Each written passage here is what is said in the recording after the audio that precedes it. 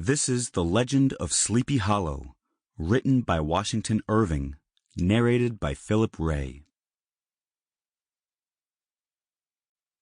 A pleasing land of drowsy head it was, of dreams that wave before the half-shut eye, and of gay castles in the clouds that pass, forever flushing round a summer sky.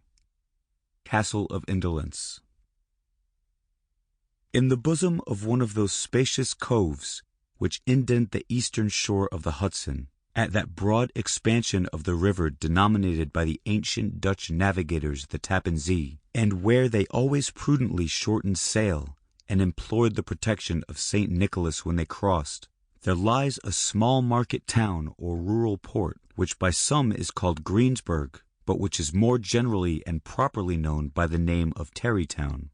This name was given, we're told, in former days by the good housewives of the adjacent country from the inveterate propensity of their husbands to linger about the village tavern on market days. Be that as it may, I do not vouch for the fact, but merely advert to it for the sake of being precise and authentic.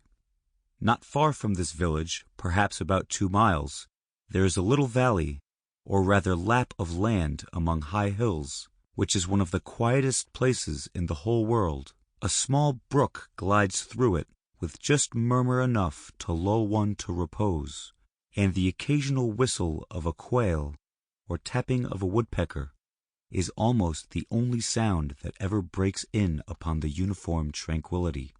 I recollect that, when a stripling, my first exploit in squirrel shooting was in a grove of tall walnut trees that shades one side of the valley. I had wandered into it at noontime, when all nature is peculiarly quiet, and was startled by the roar of my own gun as it broke the Sabbath stillness around and was prolonged and reverberated by the angry echoes.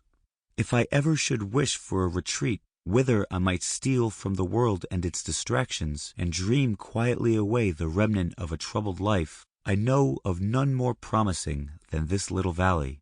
From the listless repose of the place and the peculiar character of its inhabitants, who are descendants from the original Dutch settlers, this sequestered glen has long been known by the name of Sleepy Hollow, and its rustic lads are called the Sleepy Hollow Boys throughout all the neighboring country. A drowsy, dreamy influence seems to hang over the land and to pervade the very atmosphere.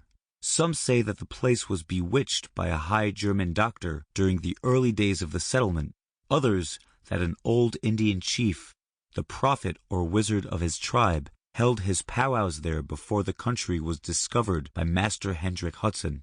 Certain it is, the place still continues under the sway of some witching power that holds a spell over the minds of the good people, causing them to walk in a continual reverie.